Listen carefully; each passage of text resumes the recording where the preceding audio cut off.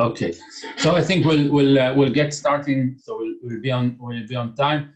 So welcome everyone. Many thanks for joining us. Many thanks for Jennifer for answering positively to my request. I have to tell you that I noticed her post on LinkedIn about a new job, a new challenge, and I just wanted to know who took it upon himself this huge challenge of taking Philip Morris to the next step of sustainability. And then I saw in her past experience that she worked with the Israeli embassy, and it rang a bell. Okay, if she worked with the Israeli embassy, so there's a contact here, and I'm the one who like to to pull ends of ropes. So I just pulled the end of the rope, and that's what I got. I got Jennifer.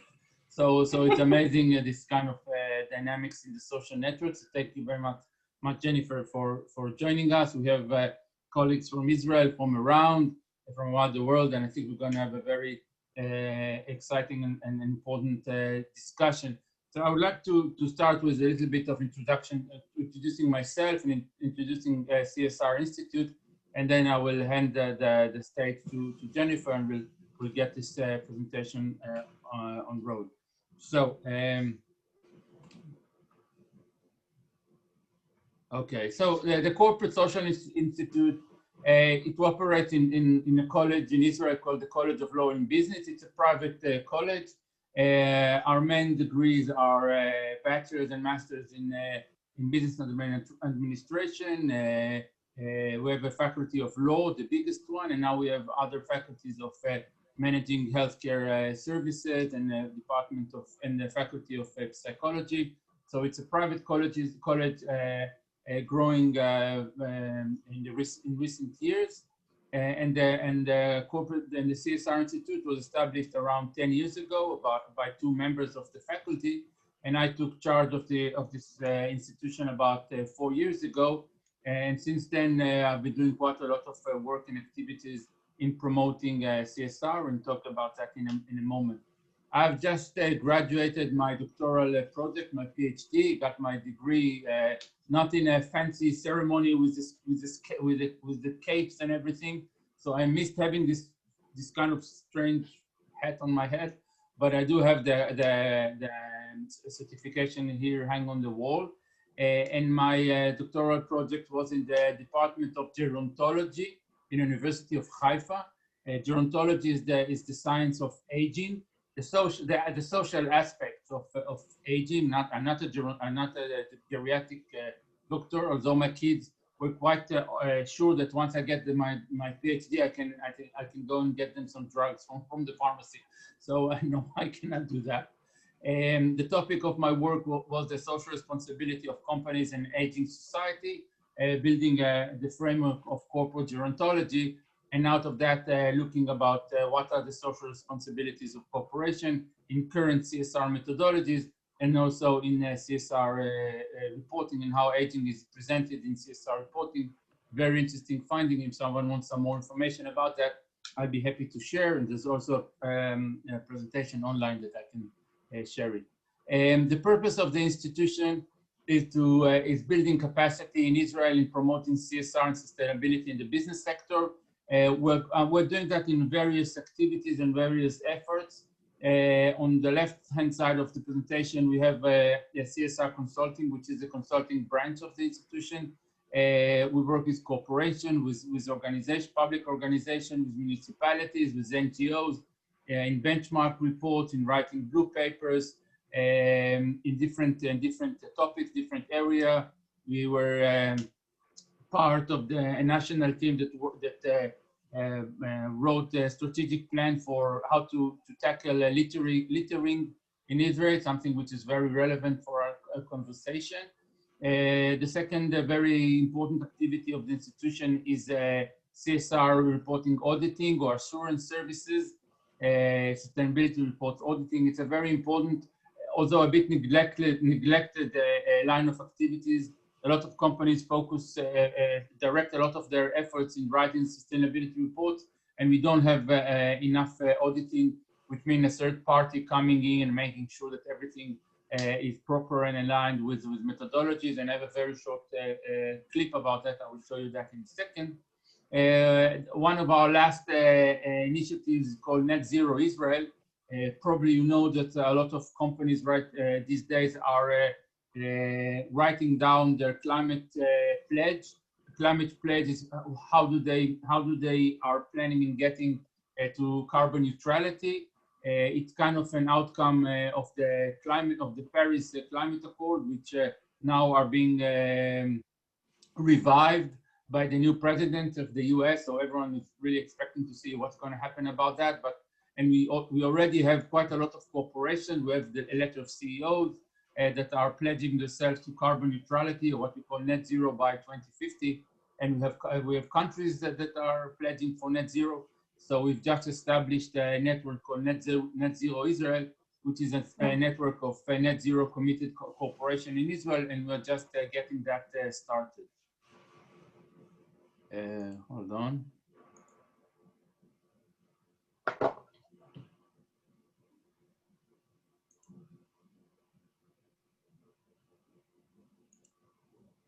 Something happened. Hold on. I'm going to do another kind of share because it doesn't work from the presentation. You can see the video, right, Jennifer? Yes. Yeah. It's a very short presentation, a clip of what we do in assurance. But the concept of disclosing your company... That's the beginning. It's a 2 minutes movie. Assurance in sustainability reports. More and more countries around the world have turned sustainability reporting into a mandatory obligation. But the concept of disclosing your company's environmental and social achievements, as well as challenges, is still perceived in many places as just a PR act. Why is that?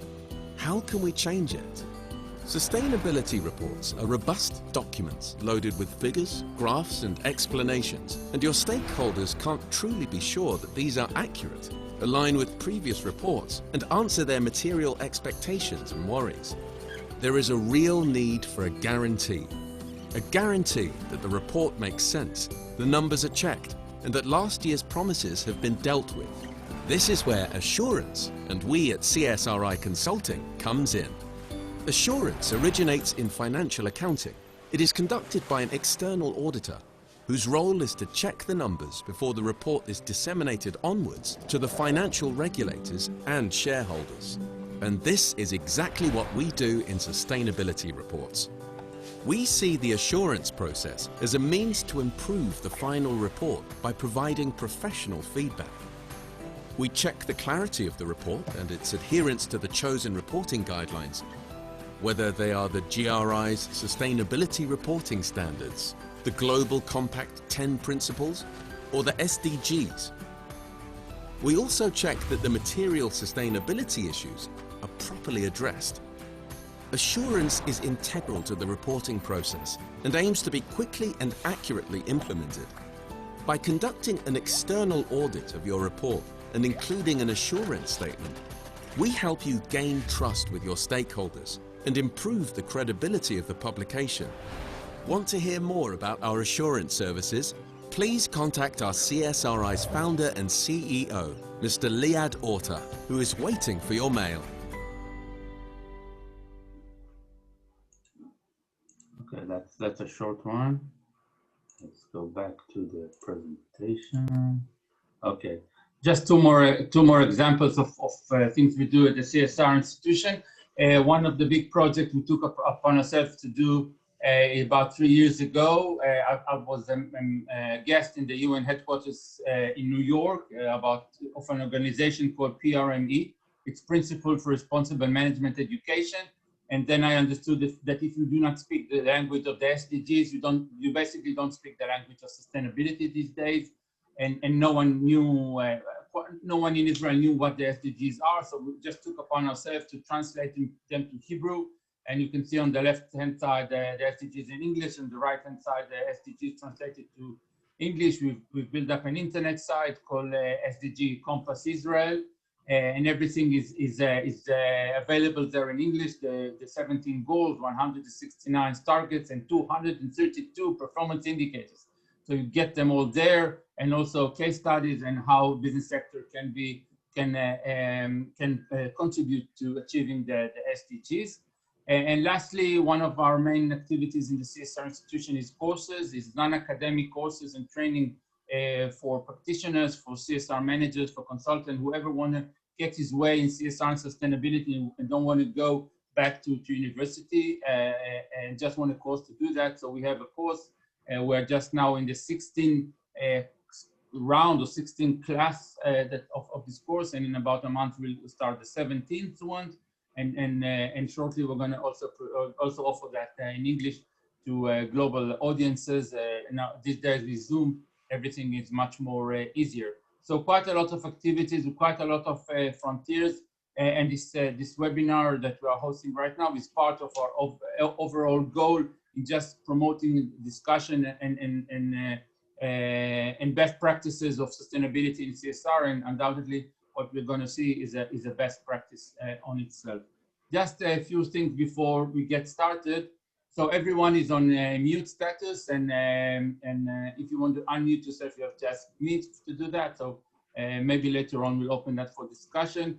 We'd love to see your faces, so just open it up the camera because we really want to see who's with us. So please feel free to do that, even if it's not your best air day of this week.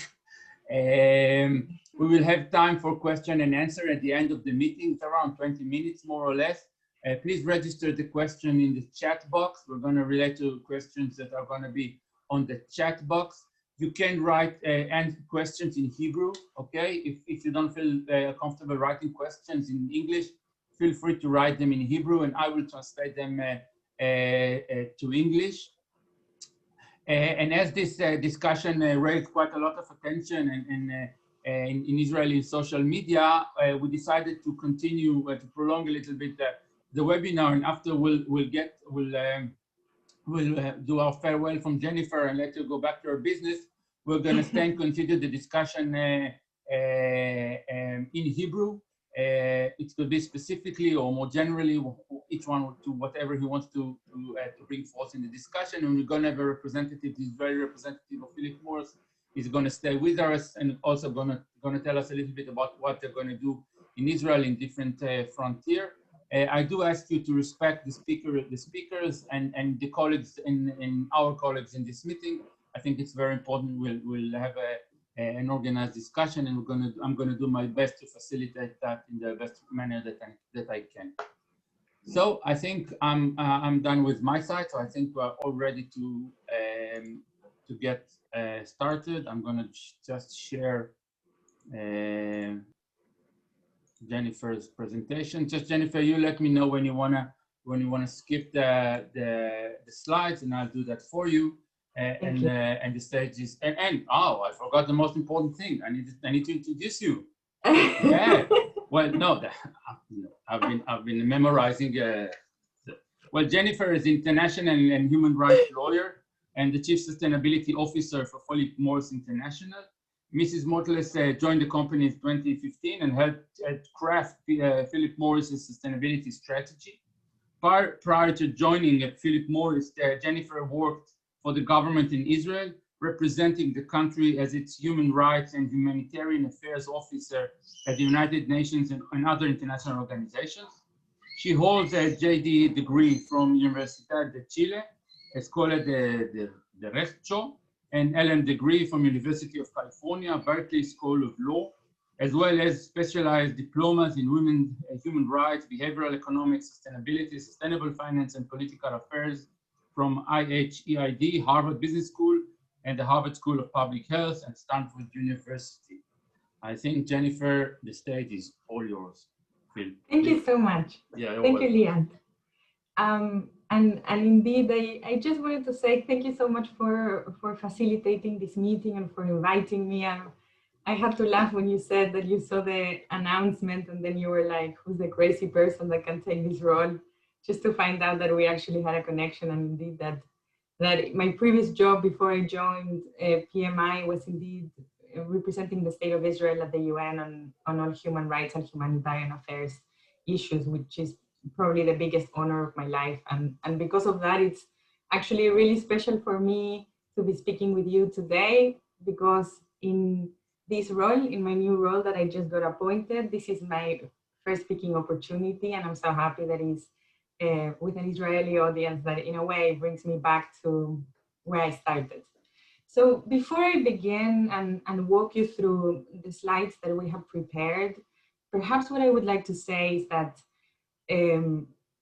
the elephant in the room before I even start talking is the fact that the question on the first slide, can a tobacco company be sustainable? My intention here is just to say that, of course, tobacco and sustainability may seem counterintuitive, and that tension may raise cynicism or skepticism. And my intention is not to convince you in any way, but in a way, try to show you what is it that I have discovered working for this company for the last 5 years. What is it that I think that our company can do to actually create a change that can be impactful? And what is it that my team at the corporate level, but around the world, is doing to accelerate that change? So with that being said, please click to the next slide. Let's start with the problem. So in the world, currently, there are over 1 billion smokers. The WHO projections are that in the next 5 years, the number of smokers is bound to remain more or less the same, meaning that by 2025, there will still be over 1 billion people smoking around the world. So click, please. What have been the solutions thus far? Smoking is a problem that, as far as I'm concerned, has existed since I have memory. I grew up being taught to not smoke and that cigarettes were bad for you. And yet where I come from, smoking prevalence is very high. And even though I would see that regulation would become stricter in terms of how to advertise, where to sell, how to sell cigarettes, the actual fact is that the number of smokers stay the same. At the same time, we know that what policy and different NGOs and health experts will say is that the best thing to do, and it's, by the way, also what our company states, the best thing to do is to don't start smoking at all. And if you're smoking, to stop. Now, as I was saying to you before, we also know that this is not realistic, because if it was very easy, then with promoting abstinence or promoting cessation, we would have ended smoking in a long time. The truth is that there's still a lot of people smoking, and that has triggered within at least our company to wonder, should this approach to resolving the problem of smoking should be reconsidered? Should we think about what else is missing here to, in a more pragmatic way, try to approach this in a way that can concretely, factually, and in a measurable way have an impact? So what you see here in this slide is these two competing philosophies. One philosophy about abstinence or cessation, and the other one, of course, promoting abstinence or cessation as the best choice. But for those people who will not stop smoking, then the possibility and the awareness and the availability that there could be possibilities of consuming nicotine in a way that is less harmful than smoking. Click, please. So a little bit of how does the landscape look like? How do addressing the impacts on public health if we are efficient at this? What governments have been focused on for the longest time is to prevent smoking initiation and to encourage smoking cessation. And although our position is that restrictive measures should indeed continue, we also know that, as I was saying before, a lot of people are not going to stop smoking, and in that regard, they should have the opportunity to consume nicotine in a way that is less harmful. What we did a few years ago is that after many, many years of R&D, we launched a product that we know is significantly less harmful than smoking. And in that regard, we formulated our value proposition to state a clear position where if you don't smoke, you shouldn't start. If you smoke, you should quit. And if you don't quit, then you should have the option to change. Click, please. So should PMI or can PMI play a role in solving the problem of smoking? Now, this question creates a lot of tension, at least in my experience, and even looking back to before I joined PMI, before I decided to come and work for a cigarette company. It was difficult for me to decide to abandon my other job and start working for PMI, mostly because the moral dilemma that I had working for a cigarette company was so strong. At the same time, it became evident to me that if you don't go into those places that you find problematic, it will be very difficult for things to actually change. So it was with this frame of mind and with the intention to really try to create an impact and change the status quo that I decided to venture into PMI and decide if actually the industry as a whole had a role to play in eradicating smoking. So my next slide, I'm going to try to explain to you how could this be achieved in the most objective way. So a company has adopted a vision that is to create a smoke-free future. What does this mean? This means that our intention is to, as soon as possible, not base our success in making or selling cigarettes. And actually it goes beyond that because our intention is not just to stop selling cigarettes, but to eradicate smoking so that cigarettes become obsolete. We stated this back when I first joined the company in 2016.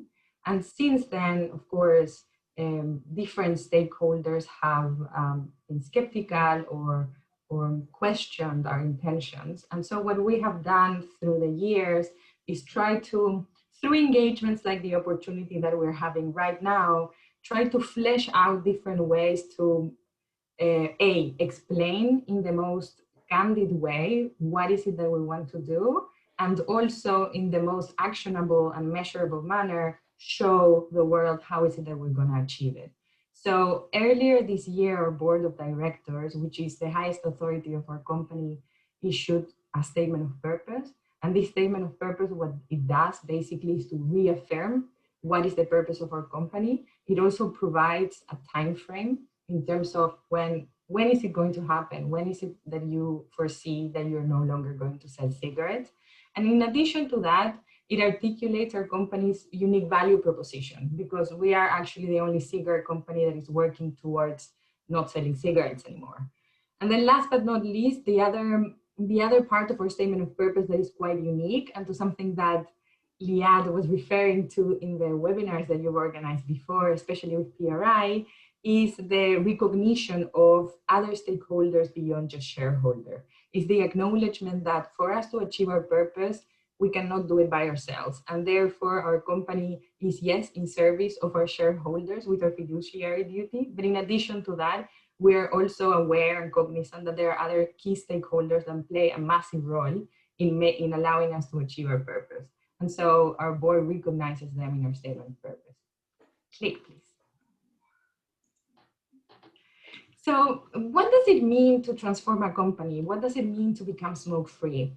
Normally you would imagine that it's about changing one product to the other, what I have been referring to. So I am going to remove cigarettes and introduce a product that is significantly less harmful than smoking and in a way cannibalize myself because it's the right thing to do and because that's the purpose of my business. But it's actually so much bigger than that. The transformation of our company, and in order to achieve our purpose, what needs to happen is threefold. First and foremost, yes, we need to change our product. Second, changing our product means actually transforming our entire company, our entire value chain, the approach that we have to understanding impact beyond, and the approach that we have to understanding success, beyond just financial success, but understanding other capitals like non-financial capitals, natural and social, and incorporate those into our business strategy. And then the last part is the external transformation. And what does that mean? For the longest time, cigarette companies operated a little bit in a bunker. In a very successful and profitable way, they could afford to not engage with society and continue to be very successful. But as we aim to create a change that is really of a systemic nature, we really don't have a choice. I think that one of the biggest barriers for us to achieve our purpose and successfully get where we want to go is building trust and rebuilding all the trust that our company and our industry lost so many years ago for behaving in such a horrific manner. And so it is in the exercise and in the vein of understanding that we cannot achieve this by ourselves and that different stakeholders can play a role, that we are opening up and being as transparent as possible about what we're trying to do and also our shortcomings. Click, please. So when it comes to product transformation, what does that mean? Well, the fact that we communicated that we wanted to become smoke-free and that we wanted to replace cigarettes with better alternatives doesn't mean that we came up with a product overnight. Actually, for the past 80 years, our company has invested over 7 billion in R&D. And that R&D, it's translated into understanding the harms of smoking and developing products that can remove harm from that equation. In addition to that, we know that products that can be successful from a public health perspective not only need to reduce harm in the population, but they also need to be adopted. So you know that there are other alternatives to smoking that deliver nicotine, like for example, nicotine gum or nicotine patches that have been around for very, very long. But unfortunately, if nobody's using them, you're not really achieving that impact in public health that you can achieve if the smoking population actually switches. So the intention of creating data and transparency and transparently disclosing it is also about being super wary about the fact that really society is really skeptical about everything that is produced by tobacco. So third-party validation and verification of our science is really paramount in this exercise of us really becoming transparent and allowing the world and society as a whole to evaluate our science and the work that we're doing and the products that we're developing. Click, please. So this is just a snapshot of our key findings. If you're familiar with our products and external views, something that we're very proud of is that a few years back, we submitted a massive application to the FDA, seeking two different decisions. One, the authorization to market in the United States, and the second one, the modified risk authorization, meaning that we would market our product in the United States with the agreement of the FDA that the product is reduced in exposure of harmful chemicals, with the intention of really differentiating it from cigarettes. This is the biggest and the most robust recognition, independent recognition that we have received from health agencies, but not the only one. Public Health England, the Netherlands, Germany, Korea, and China health authorities have also taken part of all of our science and validated the findings that we have investigated for the past 8 years. Click, please. So that's about the product. So what about value chain? What about our company as a whole? This slide is me really trying super hard to show you the complexity of transformation. And forgive me if it's a poor graphic, but this is my best attempt yet. I'll accept recommendations. With that being said, what you can see in this slide is the two simultaneous value chains that are being managed at the moment by our company. One value chain is the value chain of combustible products, i.e. cigarettes, and the other value chain is the value chain of electronics and our new products. And in each aspect of our value chain, from the very beginning, from sourcing and growing tobacco all the way to post-consumer waste, there is a change being implemented to transform our company. The metrics that you can see here, they speak about how to show you how is it that we are reallocating resources in order to transform our company. So for example, in the middle, you can see manufacturing and operations. So in 2015, you would have seen that we had over 40 factories that were making cigarettes. As we're looking towards, as I said before, making less and less cigarettes, and eventually not make cigarettes anymore, we are either closing down factories or transforming those factories to make alternative products and training the people in those factories to be able to fabricate them. Click, please. So this is another way of capturing the metrics that I was talking about. And there's a funny story to how these metrics came to be. The very, very first time that we decided to publish a sustainability report, or let me backtrack. When I joined the company in 2015, before that, our company had never produced sustainability reporting or sustainability disclosures. It's not because we were not doing anything on environmental or social issues. We actually were in some areas. But the reason why we were not compiling everything and communicating it in a strategic way was because it was the firm belief of our CEO and actually of the entire company that if we were unable to address the biggest negative impact that our company was creating, which is the public health impacts of the product that we were selling, then we shouldn't really be talking about sustainability. It just didn't make sense. It wouldn't be legitimate. I think that it would be just counterproductive for me, for example, to sit here and talk to you about recycling or diversity and inclusion without referring to what is it that we're doing to address the impact of our product. And so it was only when the company was prepared to address the impacts of the product, and what I mean by that is make sure to have a solution, and the solution being working towards removing this product from the market and from our business as soon as possible, that our company started reporting. And so the first report that we produced was the first time that we announced that we would envision a future where there would be no more cigarettes and that our company was going to transform. And we were really excited, at least I was, to see what the external world would say. And the reaction was, well, you know, PMI can say whatever they want. Show me exactly how is it that you're going to do it. And then we realized that indeed we were not being transparent in that way to show exactly how our company was reallocating resources to change completely. And so what we did is that we started developing a set of bespoke KPIs that we call business transformation metrics. If you look at here, there's only a sample of them. Actually, there's over 20, there's 25. But what they do is look at different parts of our value chain and show you how is it that we're reallocating resources towards the new business. The point of these metrics is to add transparency to the process, allow external stakeholders that perhaps wouldn't engage with us to measure by themselves how this change is happening.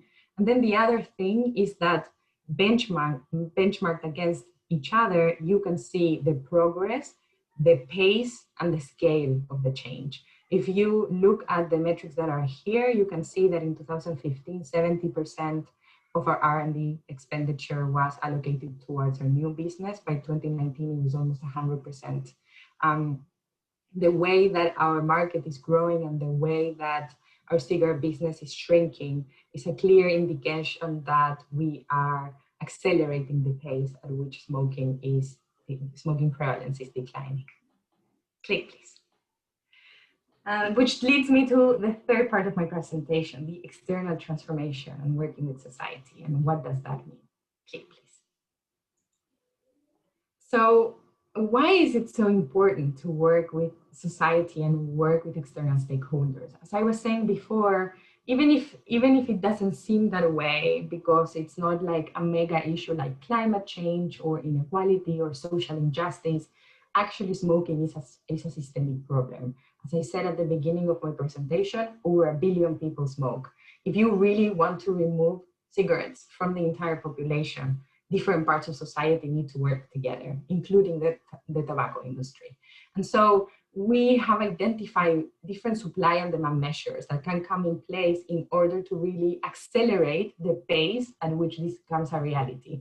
And in that regard, we would support, for example, governments that would ban cigarettes in favor of regulating towards these new products so that you could nudge the population to consume nicotine in a way that was less harmful. The way that we explain it, and you can read more about it in our integrated report, is breaking it down into these 4 components. So awareness is about allowing smokers to become aware about this product, what is the difference between them and smoking, and what are the potential benefits of them switching completely. The other aspect is acceptability. As I was saying before, with the nicotine patches and the nicotine gum, if the product is not satisfactory for the smoker will not stop smoking. And therefore, even if you have a better alternative available, if they don't use it, then you're not really achieving your purpose. Availability talks about the regulatory landscape. Are these products legal in your country? Are you able to sell them? If consumers in a particular country cannot buy them, then they will continue smoking. And then affordability. I think that a question that I get often from different stakeholders is, with huge investments in R&D and lots of science and development and really nice technology, of course, comes a price tag. So as we're developing these solutions, the question is, are you developing just for the rich? Are these products a solution for smokers in rich or developed countries? And the answer is absolutely not. The way that we prove this is, as I was showing you in my previous slide, our investment in R&D is not reducing. We're still researching and developing products and expanding our portfolio of better alternatives, mindful that 1 billion people are not going to be satisfied by the same product. So offering different alternatives is the more realistic way to make sure that 1 billion smokers will actually abandon the habit. Next, please. Which takes me to sustainability. Well, how is this all related? Well, if I can find a common thread to connect back to everything that I have been talking about, this slide will probably capture it all. Our sustainability strategy and our transformation strategy and our corporate strategy, they're all one and the same. A cigarette company cannot talk about sustainability if it's not working towards phasing out cigarettes and cannot show it to the world. So if you look at this slide, is how our priority topics on sustainability are established. The very, very first and at the very core is transforming our company. Without that, I don't think that I would be able to do this job, let alone be speaking to you today. Further, what we have identified is that we have divided it in 4 different pillars. One pillar is about innovating for better products. Another pillar is about operating with excellence. Another pillar is about caring for the people that we work with. The last one about the environment. And then subsequently to each pillar, we have divided them in 2 tiers. It's not that they are not important, but to all tier 1 topics that are those topics where we identified through a materiality assessment that external stakeholders believed PMI could have a huge influence. And in our impact assessment, we understood that was where we could have the greatest impact, is where we're focusing our resources. Sustainability, as you all know, is not a nice to have exercise. It needs to be connected to the business. There needs to be a business case. So for us, being strategic about it and really allocating our resources in a way that is connected to our bottom line allows us to also explain that this is not something that is going to disappear from our company strategy in a few years. It's really something that is here to stay, that is well embedded. And as I said before, connected to our transformation strategy and the essence of our business.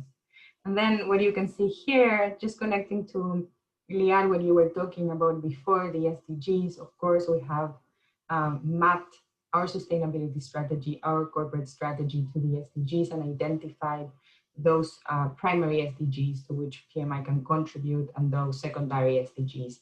If you think about it, I was still working for Israel in 2014 when we were negotiating the Sustainable Development Goals, all the countries before actually they were adopted. And one of the things that was always stressed, even from the very, very beginning of the discussions, is that all SDGs are actually connected. So if you're contributing to one, you're really contributing to all of them. And it would be kind of weird to select some of them, because ultimately what they show you is how is it that all together can better the world and the state of society, especially bringing in goal 17 that is about the partnerships. Now, that being said, and connected to everything that I have been talking about, the biggest impact that our company can make is on goal 3, that is about good health and well-being. Now, It might sound counterintuitive that the biggest SDG for a cigarette company is the SDG on health, but actually it isn't. If we stop selling cigarettes and we are successful in our purpose of eradicating smoking, then the impact that this is going to have on public health is, of course, tremendous. And therefore, we will be contributing significantly to the achievement of this goal. Click, please. And so for each tier 1 topic, what we did is because we understand that, as I was saying before, in the exercise of becoming transparent and increasing our disclosure and becoming systematic and strategic in the way that we talk about our non-financial performance and how we connect it to our financial performance, we also understood that to all those that care about sustainability and the future of our planet, you will be interested to see how companies are performing today and what is it that they're doing, which you would normally find in a sustainability, CSR, or integrated report. But in addition to that, it's very important to understand what is the direction a company is going. Where is it that they are allocating resources? How is it that the company is communicating both to the external world and to internally the organization, which are the priorities and where is it that resources should be focused. So in that regard, what we did is that for all tier 1 topics, we established goals and targets, and which are the ones that you can see here today. And I have to say, I'm very excited to see that you created the organization Net Zero Israel. Actually, PMI has goals and targets of being carbon neutral on scope 1 and 2 by 2030, and on scope 1 to 3 by 2050. We're well on track on achieving these goals. So maybe we can become members of this organization also. I think that I'm pressed with time, so I'm not gonna read all the goals and targets, but you can see them here. And then I wanted to tell you a little bit about case studies of the work that we're doing, just going a little bit deeper into some of our initiatives. One that pertains to the socioeconomic well-being of tobacco farming communities. A principal aim for PMI is to provide a decent livelihood to all our contracted farmers in our supply chain to avoid child labor and any labor abuse. When I was telling you about our company sustainability strategy and the fact that we didn't start communicating or didn't organize ourselves as such until 2015, but that we were doing things before, this is probably one of the initiatives I could refer to. Actually, we started working on agricultural labor practices back in 2011. I hadn't even joined the company.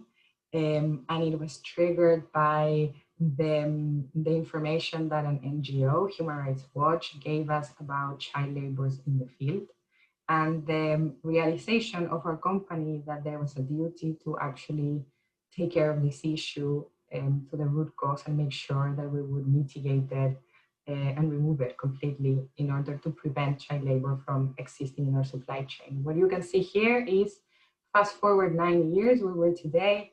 We have by 2025 the goal that there will be zero child labor in our tobacco supply chain.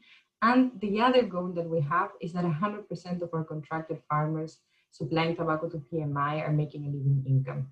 And without going super into detail on this, the reason why this target for us is so important is that we understand that child labor, forced labor, human trafficking, these are all symptoms of a bigger problem. These are symptoms of the problem of poverty, and alleviating poverty or contributing to that can come a long way in terms of eradicating child labor and preventing it from occurring. So what we're doing is that we have designed a number of initiatives to support our contracted farmers in improving their income levels, knowing that if their income levels are sufficient to make a proper livelihood, then the likelihood of human rights abuses occurring at the farm will be significantly less. Next, please. And this is one example of what we have done in the past.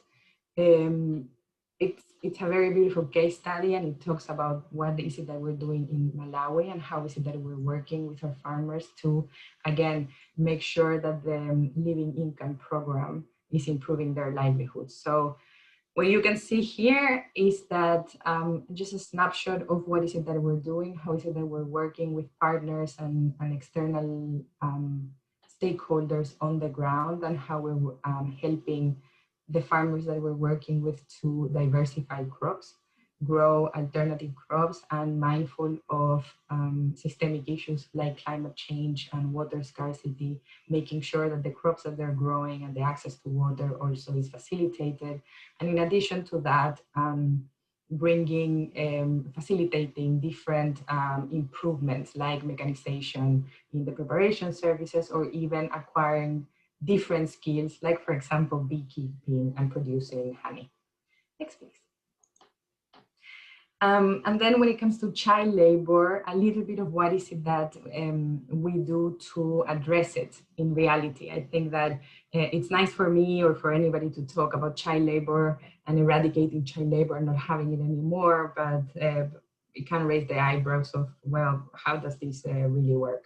And this is really a program that I am in so much admiration of as a human rights lawyer, and seeing the work that PMI has done for almost 10 years now. It's really impressive. The kind of granularity and the kind of visibility that we have of our contracted farmers is really impressive. And the way that we work with third parties, with NGOs on the ground to make sure that we are monitoring the work, that we are responding to that we are visiting the farms, that we have a schematic approach to addressing it, is the key and the backbone to make sure that we are preventing and that we are eliminating child labor from our supply chain. Next, please. And then perhaps another example also on environmental sustainability that perhaps comes a little bit closer to home. There's no tobacco growing in Israel, so there's less to talk about, but on littering, this is an issue that affects the entire world. It's not also particular to PMI or to the tobacco industry. Litter is an issue that has been a mega trend for the past years. We're seeing regulation coming up all over the world, and in general, consumers and different stakeholders reacting to it very strongly. By the same token, it's also not a surprise to anyone, I'm sure, that cigarette butts are one of the most littered items there is. And in that regard, we understand that we have a role to play in terms of reducing litter. Click. So what is our approach? Our approach is multifold. And I think that perhaps the first thing that I should say, and one of the most common questions I get, are regarding biodegradable filters. Why doesn't PMI, with all the money that they have, make filters that don't stay and don't decompose? Why don't you improve the filters that you're making? And I think that it's a good question, but actually, unfortunately, a question that will not solve the problem of litter. Much to my surprise, I have learned that when consumers, including myself, of any product, realize that the goods that they're consuming after being consumed have the properties of being biodegradable, the tendency to litter will actually be exacerbated. There is less sense of responsibility, there's less sense of duty, there's perhaps less sense of guilt in, I'm throwing this to the environment, it's going to biodegrade and I can forget about it. And the problem is that biodegradability is not like you're going to litter something and then overnight it's going to disappear. Actually, biodegradability takes quite some time. It may take many years, and also it depends of where the products have been littered, if they are under the sun, under a river, in water, in seawater. And because of that, I think it's quite irresponsible to rest or hide behind saying, yeah, our products are biodegradable, so it's okay if they're littered.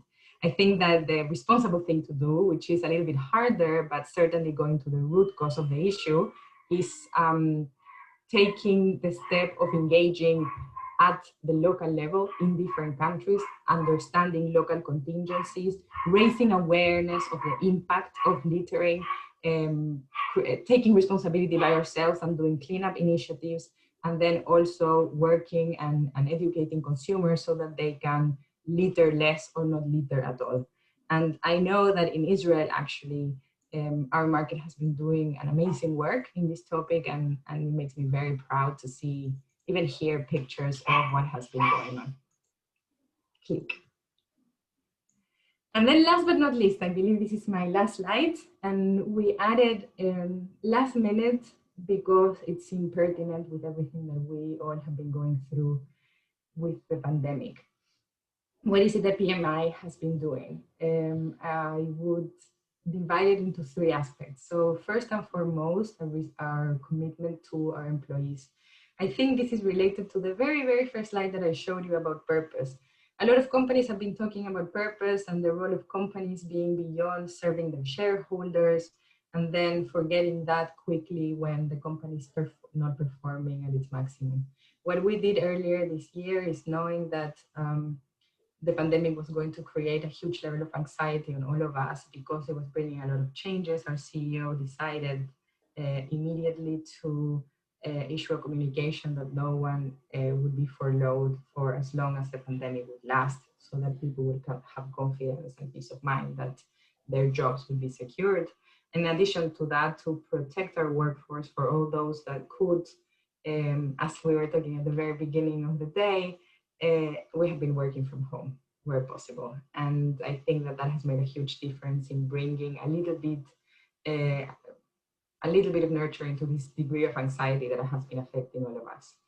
Then at the local level, we have engaged with local communities as there has been needs supporting hospitals, supporting crisis centers, trading partners, and in general, working with populations that are at risk.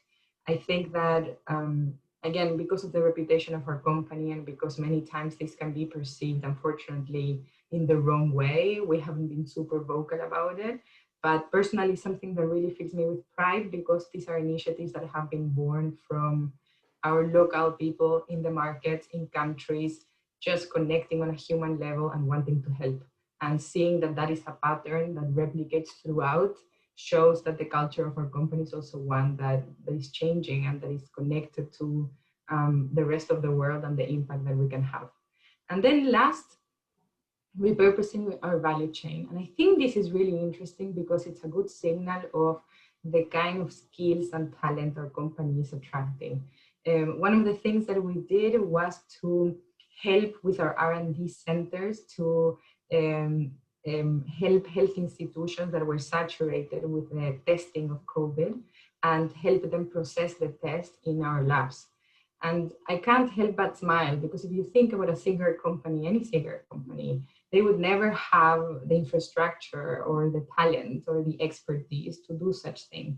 But the fact that our company is generally transforming means that, of course, we're attracting a kind of talent that is completely different to the talent that would work in a normal cigarette company. And that means that we were able to serve a need that was urgent beyond the purpose of our company at the moment. And that's also very fulfilling. So with that being said, that's the end of my presentation. Thank you for your time, for your patience, for being open, and for listening to me. Thank you, Jennifer, for really fascinating presentation. I will stop now the sharing of the presentation. I will open the full screen. So please, everyone, feel free to open up your camera so we can watch each other. I would start with a question, and then we'll open up the chat box and see other questions. I'm really interested to know what were the reactions of shareholders. You talked about the board of directors. What kind of questions did they pose in regards to this process?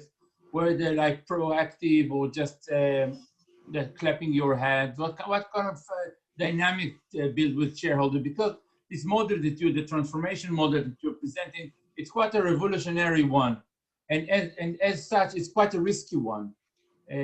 So I'm really wanted to see what are the responses of shareholders for the process. Mm-hmm. And that's a really good question, because it really boils down to the seriousness or the credibility of our value proposition. You need to have all stakeholders, including shareholders, supporting it. And I think, Liad, that first and foremost, shareholders are supportive, and so is our board. Our board is very excited about it. And And I think that the reason why is because, of course, at the very core, this is the right thing to do from a moral and from a social standpoint, but there's also a business case to this. And so because there's a business case and because we are proud of the kind of products that we're developing and the kind of science that we're creating, it is in our absolute interest to go as fast as possible and make this change happen. And I think that for all those shareholders, and especially since we're talking today about sustainability and we're talking about ESG, this is about long-term, you know? And if you think about when we were talking about the role that our products can play and the intention of our company, smoking prevalence is declining, it's shrinking anyway. What we're doing is coming in and accelerating the pace of smoking prevalence decline. And as I said before, it's our absolute interest for this to happen as soon as possible. Our intention is not to stay in the cigarette business for any longer. And let me complement that perhaps to give you a better sense with competition. When I was telling you about our unique value proposition and what our company is doing, it's really true. We're the only company that is moving away from cigarettes. And so you will see other cigarette companies that they talk about alternative technologies, they talk about different ways of delivering nicotine, but actually their value proposition rests on offering choice, expanding their portfolio. And they're very clear in their investor presentations and the way they speak about it that they want to grow their cigarette market, that the cigarette market continues to increase. The reason why is because they know that their products are not better, and certainly they don't have this moral imperative that our company has to move away from cigarettes. So if we are investing so much resources in transforming our company, eventually, if different parts of society work with us, when the shift occurs and cigarettes, for example, became banned, then we would have the upper hand. So for any investor that is savvy, any shareholder that can see the long term, then there's an absolute business case here. I don't think that, I mean, they haven't, but I don't think that they would reject the transformation of our company. It has been very clear and cemented for the last 5 years. Right. It's very encouraging to hear this kind of support you get from shareholders for this, because it's not obvious at all. Like, let's go to the chat. We have more of a general remark from Vita that the work is conducted in pharma to eliminate child labor is very impressive. So thank you on behalf of PMI. Thank you, Vita.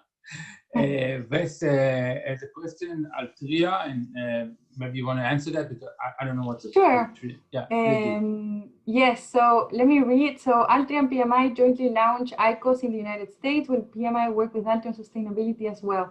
Well, Altria and PMI didn't really jointly launch. What occurred is that PMI spun off Altria in 2008. We became a separate company. So as you rightly point out, Altria owns PM USA, and then a completely different company is PMI that operates everywhere in the world except the United States. So none of our products are sold in the United States. And indeed, as we got the PMTA, the authorization from the FDA to commercialize our products in the US, in order to be able to enter the market, we had to do it with Altria, who became our commercial partner.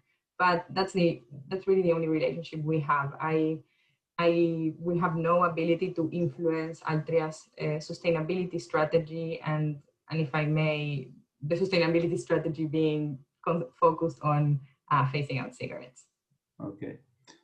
So please, if you have any further questions, do feel free to pose them. I'd like to, I have so many questions, so I don't mind no one posing anything on the chat, so I'm fine with it. So the other question I want to ask you, because I'm giving the course about sustainability in CSR. It's a more general kind of question. And one of in the last course I'm teaching about CSR methodologies. And CSR methodology is one of the things that depicts this field of work, that there's so many of them. Like there are hundreds of supply chain standards and the SDGs and GRI and Global Compact, the SDGs, and now the Financial Task Force and climate change. It's abundant. It's like all over. So how do you navigate your way around this kind of abundancy? That's a good question, and I think that's a good question. I think, you know, I think it comes down first and foremost to the maturity of a company on sustainability reporting, and the maturity of a company in terms of embedding sustainability in the business, and the kind of structures they have in place to collect and communicate non-financial data. So I think that all of these standards, you know, that you mentioned, GRI, SASB, the Integrated Reporting Council, I have been very pleased to see that in a way, they're trying to come together and consolidate, because we're all kind of freaking out. But at the same time, you see a lot of proliferation, the World Economic Forum, indeed the UNGC, and the SDGs. So I think that what we do is that this year we adopted integrated reporting. So we follow the integrated reporting framework. And in addition to that, if you look for in our website, you can download the data from GRI standards and also SASB. I think the intention, Liad, is really connect with external constituencies and understand what information they're seeking and what is the best way to deliver that information to them. You know, I think that some frameworks are more complex and more robust, and other frameworks are more simple, like the UNGC. As a matter of fact, our first report was a communication of progress of the UNGC's 10 principles. That's the very first thing that we did. But I do think that as companies become more mature in their reporting, in their non-financial reporting, the aim should be to eventually produce an integrated report, because it's the best way to explain to the organization and to the external world that the company understands success and performance by bringing together financial and non-financial performance, that they are not disconnected, that everything is integrated into business. Yeah, well, thank you. Elaine just put an answer. Thank you for the presentation. What is the negative impact on health of smoke-free products, not in comparison to cigarettes? Also, what is the impact on PMI's profitability when a large share of PMI's consumers switch to smoke-free products? Are smoke-free products more profitable? Yeah, so I think that, there are many questions. So what is the negative impact on health of smoke-free products? Not in comparison to cigarettes. Yes, you're right, they're not risk-free. And that's why when I was saying at the beginning, the best option is to, of course, not smoke. And if you smoke, the best option is to quit smoking. I think this comes in as an alternative way to offer a better option for those people who will not stop smoking. You can find all the data we have made available and open transparently on pmiscience.com in terms of risk in general and including the submissions that we have done to FDA. Also, what is the impact of PMI profitability when large consumers switch to? It really depends on the different regulatory landscapes. I think that depending on the differentiation, there can be more profitability coming from our smoke-free products. Indeed, part of the business intention and the interest to switch from cigarettes to these new products is that there is a competitive advantage for us. Okay, thank you. There's a question from Tamar. I wanna take a look. She's talking about market share. The target is 40 million IQOS smokers for 2025. That's a good question. Okay. That's a good question, and I didn't put it in my presentation, but it is included in our integrated report. So as I was saying before, there's over 1 billion smokers. PMI supplies roughly to 15% of that population. So around 150 million people smoke our products. Indeed, our aim is that at least 40 million of our consumers will switch to IQOS by 2025. There's a really nice chart in our report, and if memory don't betrays, it's either page 56 or 55 of our integrated report. You can see the WHO projections of smoking prevalence decline, the natural, and basically what we're proposing in terms of accelerating smoking prevalence decline, provided that everything works out, how how the number of smokers would decrease significantly faster. There's a question from Noah. Are you as a company thinking also of completely other products that are not focused on the new smoke-free product, but moving for innovation for a completely different product that doesn't risk people's health probably at all? Yeah, that's a very good question, and I'm really happy that it was asked indeed, and 100%. When I was talking about COVID and the way that we have repurposed our value chain to respond, that's an indication of how our company is changing. And the reason why that is so important is because any company, not just ours, but any company that transform or doesn't transform, in order to remain sustainable, really, to continue existing, needs to find the ability to monetize the skills and the assets that accrues along the way. And as I was saying before, as our company transforms significantly its value chain, the kind of talent that we're attracting and recruiting, the kind of products that we're making, of course, we're developing a completely different kind of skills, a completely different kind of assets, and we're understanding things that indeed would allow us to compete in other areas, not in the area of delivering nicotine. And actually, last year, we hired Chief Life Science Officer, and his main job, actually his only job, is to look beyond nicotine. What is it that we can do with the scientists that we have, with the talent that we have, with the knowledge that we have, to do something beyond finding alternatives to smoking? Very interesting. So I'll ask a question. I wondered about the issue of generational perspectives to the issue of smoking. Is the fact that where the millennials are getting older, and we have the Y generation and not the millennial, I'd say the baby boom generation is getting older, and you have a new generation of smokers like the Y or Z. How does that reflect in your strategy? The fact that generations are changing. Yeah, so I think, and that's a good question. Perhaps all our questions are good for now. All the questions are good. Yes. Only good question in this discussion. Only good. Actually, all questions are good questions. It's really you know what? It's really nice because, of course, I don't have so much time to talk. So even before we have this conversation, I'm thinking, how do you bring together everything that you want to say, and in a way that is not really vomiting so much information that is impossible to process, but at the same time giving you enough information that you can make your own decision, understand really what's happening and assess and perhaps get a sense that things are not really black and white, I don't think, sorry to deviate, I will come back to the question, but overall, I'm just reflecting on the conversation we're having. I think my intention with this engagement, or all the engagements that I do, are not really to sell or portray PMI like a good company that everybody should stand up and give a standing ovation. But I do think that there is frankly an opportunity in thinking, well, can this industry actually play a role in accelerating and removing a problem that has existed for so long?